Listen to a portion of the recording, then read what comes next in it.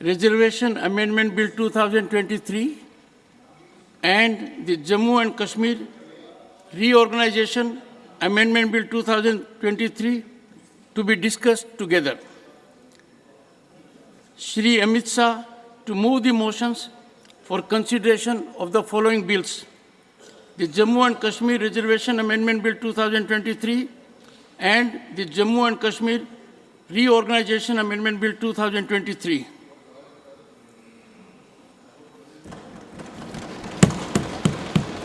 माननीय सभापति महोदय, मैं प्रस्ताव करता हूं कि जम्मू कश्मीर आरक्षण अधिनियम 2004 का और संशोधन करने वाले विधेयक पर लोकसभा द्वारा पारित रूप में विचार किया जाए और जम्मू कश्मीर पुनर्गठन अधिनियम 2019 का और संशोधन करने वाले विधेयक पर लोकसभा द्वारा पारित रूप में विचार किया जाए। संतूर, फेरन, कहवा, चिनार और शिकारा।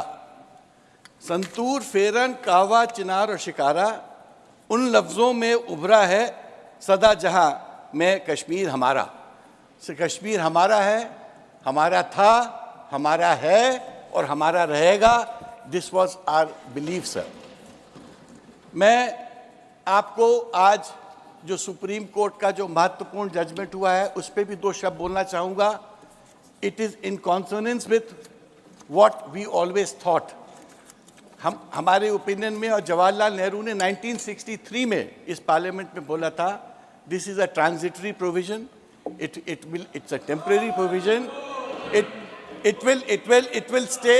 माननीय सभापति महोदय, आज माननीय गृह मंत्री जी के द्वारा जो जम्मू कश्मीर आरक्षण विधेयक रखा गया है, इसका समर्थन करते हुए मैं कहना चाहूँगा कि हमारे प्रतिपक्ष के विद्वान प्रतिनिधि विवेक तनखा जी ने आज एक विवेकपूर्ण बात कही कि यह सत्य है कि कश्मीरी पंडितों का जेनोसाइड और नरसंहार हुआ था।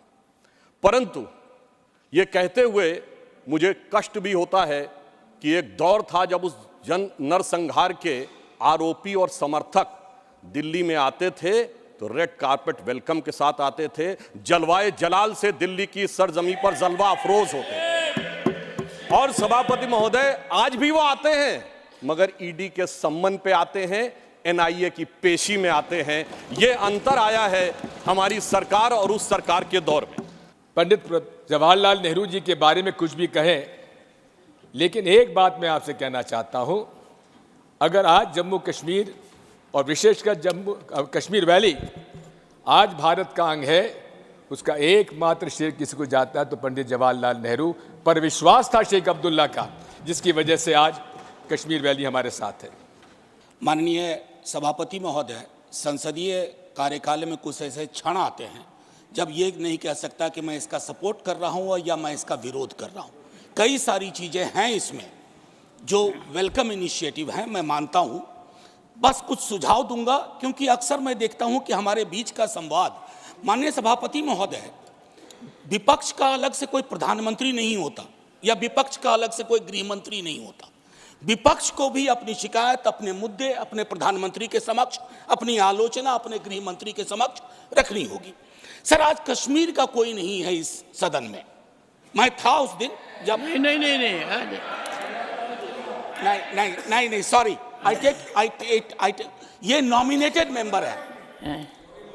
माननीय सदस्य अपने एक सेकंड सर, उन्होंने बड़ा ग्रॉस स्टेटमेंट किया है कि कश्मीर का इस सदन में कोई नहीं है। वो अपने बारे में कह सकते हैं, हमारे बारे में क्यों कह रहे? हम तो सदैव कश्मीर के हैं। आज जो बिल है ये 2002 रिजर्वेशन एक्ट, अमेंडमेंट एक्ट, और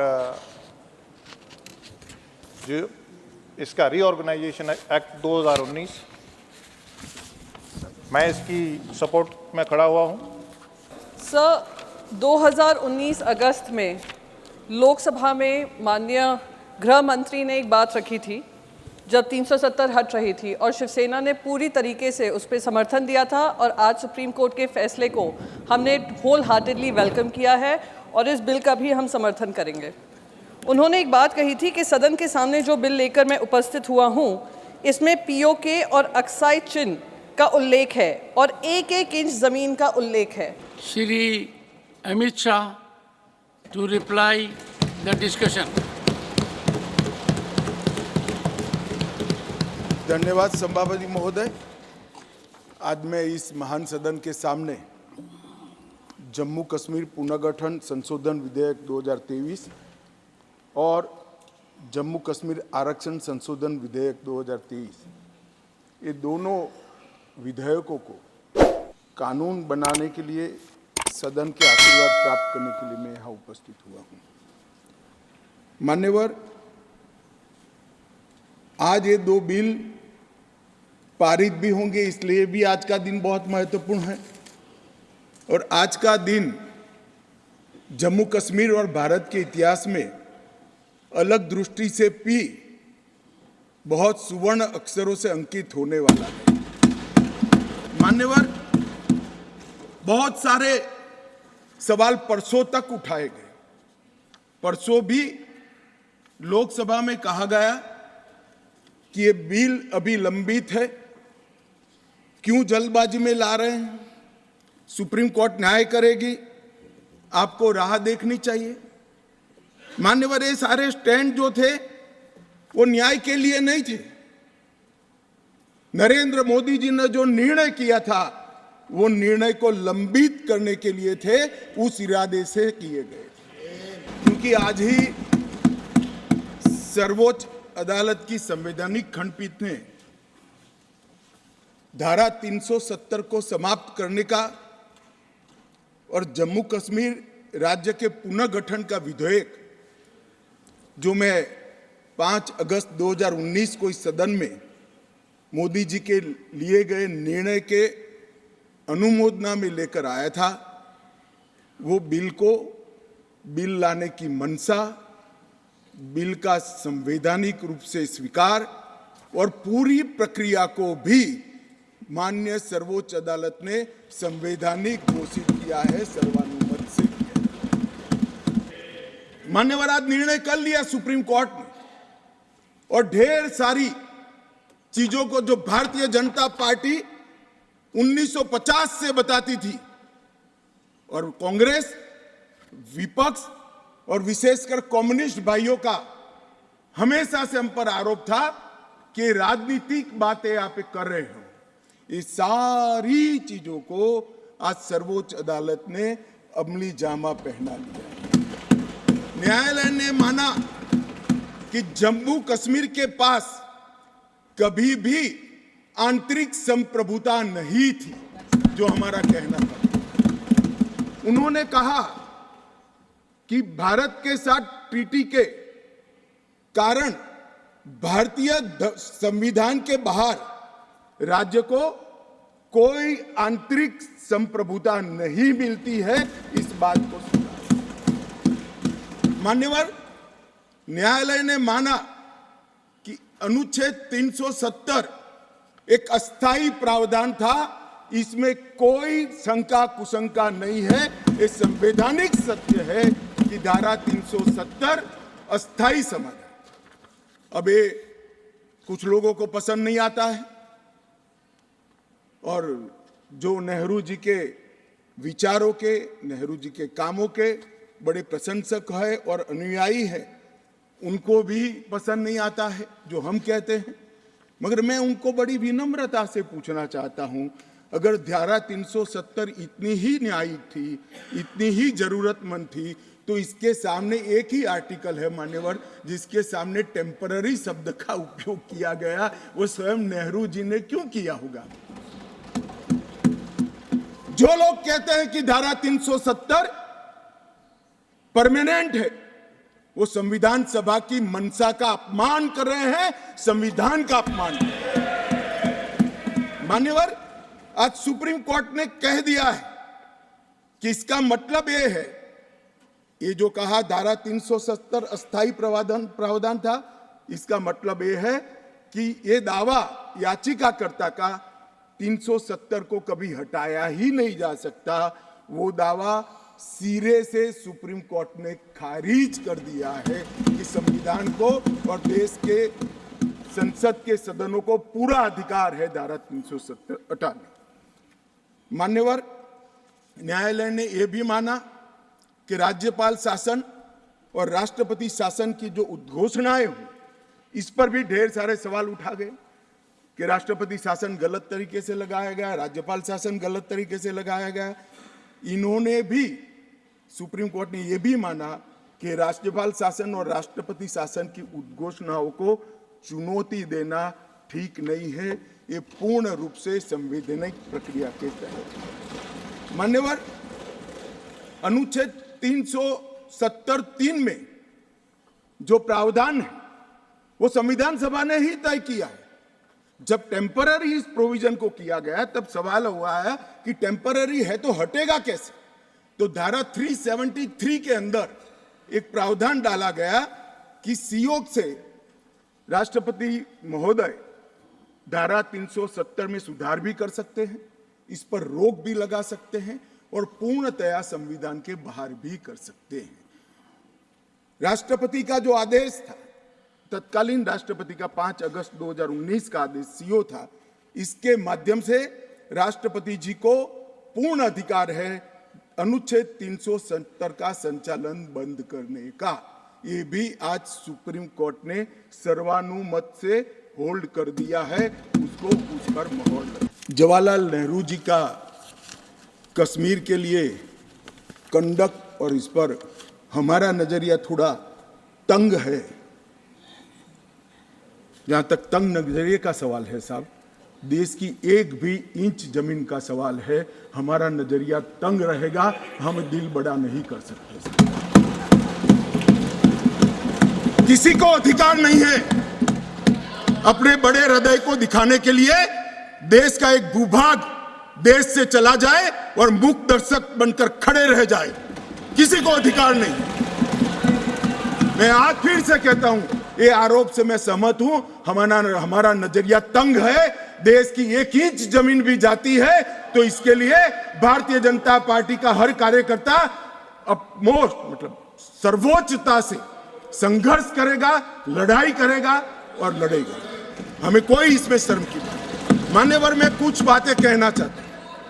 बहुत कुछ कहा है, अभी कहा गया नेहरू के कारण कश्मीर यहां है, नेहरू जी के न होते तो शायद ये बिल ही नहीं आता और कश्मीर होता ही नहीं, इस तरह से कहा। मैं आज कहना चाहता हूं कि जो आजादी के बाद भारत की रचना को जानते हैं उनको मालूम होगा हैदराबाद में इससे भी बड़ा प्रॉब्लम हुआ था। क्या जवाहरलाल जी गए थे क्या?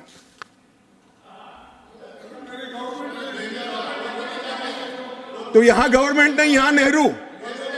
क्या कर रहे हो खड़गे जी? अभी भी वापस आओ।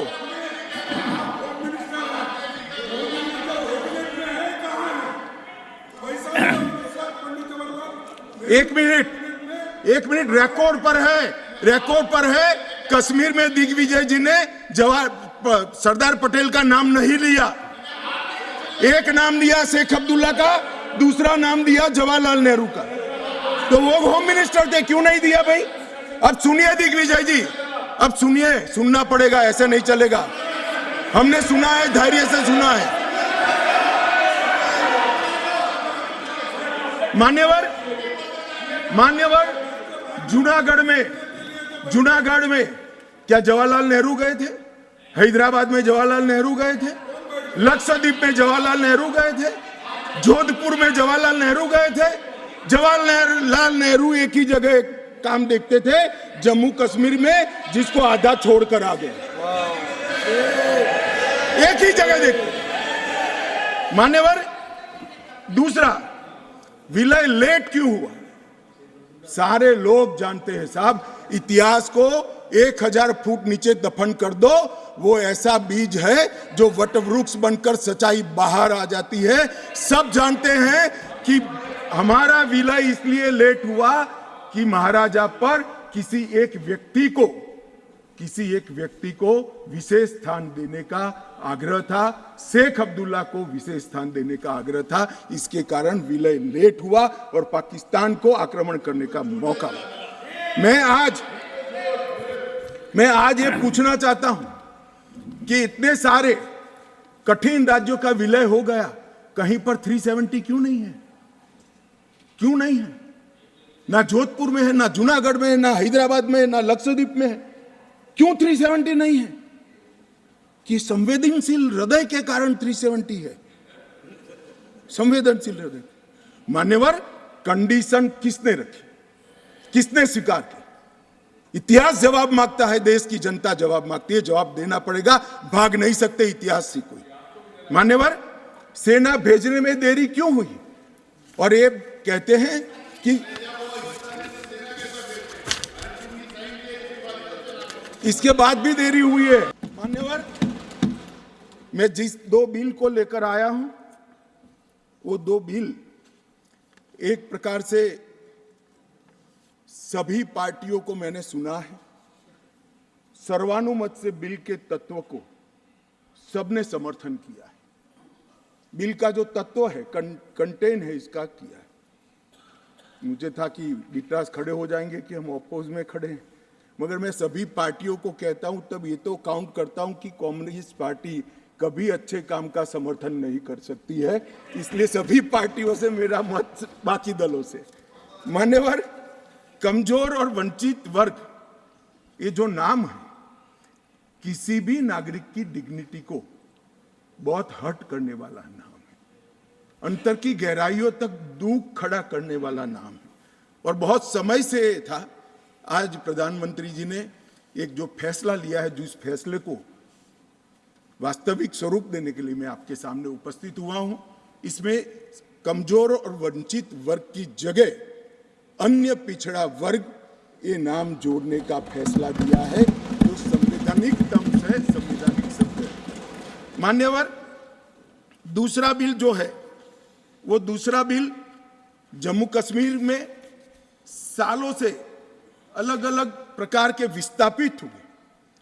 मान्यवर, 80 के दशक से आतंकवाद की शुरुआत हुई, 89 से चरम सीमा पर पहुंचा।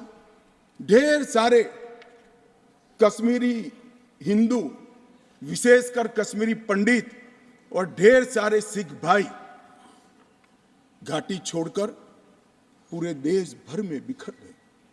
जम्मू में गए, बेंगलुरु गए, गुजरात गए, दिल्ली गए, फरीदाबाद गए, देश भर में बिखरे। सभी राज्यों ने उनकी आवभगत भी की, सभी राज्यों ने उनको रिजर्वेशन भी दिया, कई राज्यों ने उनको नौकरी में प्रायोरिटी दी भी। कश्मीरियों को गले लगाने का काम पूरे देश ने किया है, पूरे देश की जनता ने। मान्यवर, वो बिखरे और ऐसे बिखरे कि अपने ही देश में वो विस्थापित हो गए, निराश्रित हो गए। जिनके पास अरबों खरबों की संपत्ति थी, वो दर दर की ठोकरें खाने के लिए मजबूर हो गए। मान्यवर, उन लोगों को सम्मान देने के लिए, और ये आंकड़ा कोई छोटा मोटा आंकड़ा नहीं है, 46,631 परिवार जो रजिस्टर्ड है वो वहां से विस्थापित हुए हैं, और 1,57,967 लोगों ने हमारे बहुत प्रयास के बाद 19 के बाद हमने एक अभियान चलाया, हर शहर में जाकर एडवर्टाइज दिया है, ऑनलाइन रजिस्ट्रेशन हो गया है, और इतने लोग अब तक रजिस्टर हुए। तनख्वाह साहब ने कहा कि बहुत सारे हैं, करना चाहिए। मैं तो उनको निमंत्रित करता हूं, तनख्वाह साहब आप जितने भी छूट गए इसकी सूची लाइए, आधी सेकंड में मैं रजिस्टर कर आपको एक्नॉलेजमेंट दूंगा। मान्यवर, ऑनलाइन प्रक्रिया है, और मैं आज इस महान सदन के माध्यम से देश भर में बिखरे पड़े कश्मीरी पंडित और अन्य विस्थापितों को कहना चाहता हूं, नरेंद्र मोदी सरकार आपको न्याय देने के लिए कमिटेड है। आप मुझे लिखिए, कश्मीर सरकार को लिखिए, किसी भी विज्ञ के बगैर आपका रजिस्ट्रेशन कर दिया जाएगा। आप मतदार भी बनोगे, चुनाव भी लड़ पाओगे, और जम्मू कश्मीर के अंदर आप मंत्री बनकर भी जा सकते हो। आपको पूरा। मान्यवर, 3 युद्ध भी हुए, 1947 में और 48 में युद्ध हुआ। 31,779 परिवार आज के पाकिस्तान अधिकृत कश्मीर से शरण लेकर भारत में आए। इनमें से 26,319 परिवार तत्कालीन जम्मू कश्मीर राज्य में बसे, और शेष 5,460 परिवार अन्य भागों में बसे। दूसरा युद्ध हुआ 65 और 71 का, और छम और नियाबत क्षेत्र से लगभग 10,065 परिवार विस्थापित हुए, 3500 परिवार 65 के युद्ध में हुए और इतने ही करीब 71 के युद्ध में हुए। अब तक 47, 65 और 71 के युद्धों में लगभग 41,844 परिवार विस्थापित हुए हैं। उनको भी भारत सरकार ने ढेर सारी चिंता करी है, मैं आगे बताता हूं। मगर ये बिल जो है मान्यवर, 3 सीटें 2 जम्मू कश्मीर से विस्थापित परिवारों के लिए और 1 सीट पाक ऑक्यूपाई कश्मीर से विस्थापित आए हुए कश्मीरी भाइयों के लिए रिजर्व करने का काम नरेंद्र मोदी जी ने बहुत मन के साथ, चाव के साथ और संवेदना के साथ किया। मान्यवर, ये जो फैसला है उसी एक्ट का हिस्सा है जिस एक्ट को सब चैलेंज करते हैं। मैं उनको बताना चाहता हूं, जब आप 5 अगस्त 2019 के बिल को चैलेंज करते हो, तब आप डिलिमिटेशन कमीशन एक्ट को भी चैलेंज करते हो। ये मत भूलो कि आप इनके रिजर्वेशन के खिलाफ बात करते हो।